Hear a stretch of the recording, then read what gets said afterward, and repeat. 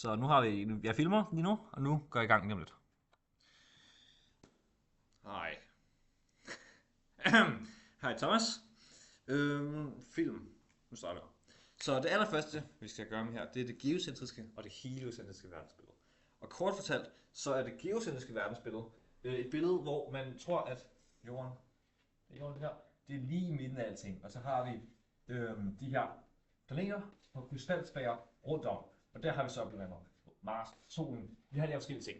Og det her, det blev simpelthen tænkt på af Aristoteles tilbage i antikken. Eller han fik i hvert fald æren for det.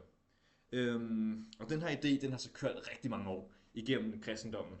At jorden er i midten, og det er centrum af verden. Og så senere kommer så med det her nye tanke. Det hedder den heliocentriske verdensbillede. Og det kan jeg vise nu. Ja, det her. Der troede man helt omvendt på, at jorden den ikke var i midten. Det der var i midten, det var solen. Så ja, det er solen. Og så rundt om, der var så vores planeter. Det var så os. Det var så de andre planeter, der var rundt om her. Og den her tanke, den blev lavet af Copernicus. Han fik i hvert fald æren for det. Men ideen, den var egentlig allerede fundet på og formuleret helt tilbage fra antikken også. Det er så først her, den går i gang. Og det er opstår, og sådan rigtig faktisk går i gang her omkring 1500-tallet. 1500-tallet, hvor de her tanker begynder at ske. Godt så. Nu går vi videre til næste emne. Mars' retrogradbevægelse. Og det kan jeg lige vise her. Kan vi fjerne det her, og så gør lige hurtigt en ny cirkel her, i stedet for at bruge den her. Så vi siger, vi har en lille prik her, og så har vi så sådan her. Og det der sker er, at der er et fænomen her på jorden, hvor det er Mars' retrogradbevægelse. Hvor det ligner, at Mars, hvis vi siger, at det her er Mars, laver en lille koldbøtte inden, og så laver den en koldbøtte her, og så laver den en koldbøtte her, og så videre. Og det er ret sjovt. Man skulle næsten tro, at Mars faktisk fløj rundt og gjorde det der, men det gør den ikke. Der er noget videnskab bag det. Og det videnskab, der er bag det, det er, lad os sige, at vi på jorden, det er os lige her. Og vi kører lige stille den her ring. Og imens, så kører Mars herover. Og det kører sådan en ring. Men den her regel, tror jeg Keplers lov, siger, at jo tættere på du er på solen, jo hurtigere bevæger du dig. Og det vil sige, at jorden er hurtigere at lave et omløb rundt her, end Mars er. Og det vil sige, at der er et tidspunkt, hvor jorden kommer til at overhale Mars. Og der kommer så til at være sådan, at vi kommer til at ligne, at Mars kommer til at køre fremad, og så kommer til at køre tilbage, og så kommer til at køre fremad igen. Og så, du ved, siden det er, vi kører rundt sådan her, så ligner det, at den laver et lille loop, og så kører den videre. Så i virkeligheden, så er det bare et fænomen, som ligner på jorden. Det er ikke sådan, det er i virkeligheden. Og så til næste her, det er måling af stjerners parallakse. Og det er, at hvis vi har en planet, så kan vi se, hvor langt væk den er ved brug af den her måling af parallakse.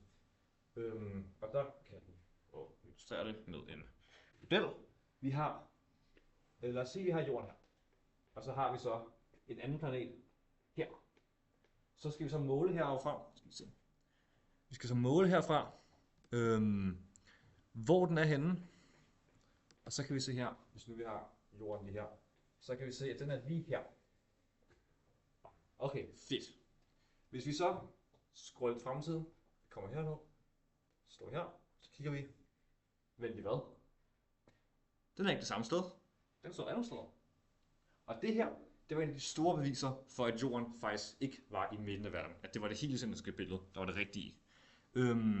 Og det var simpelthen Galileo Galilei, der var de første i at gøre det her. Og han havde et teleskop, og det var der mange andre, der havde, men han var den første, der vidste, sådan rent faktisk brugte det, og det var omkring år 1610. Og det er ret smart, det her. Og det er jo selvfølgelig fordi, at jorden, hvis den ikke bevæger sig, så kan man ikke se, at der er en forskel på de her to synsbilleder. Til allersidst går vi så igennem solen, månen, nat og dag.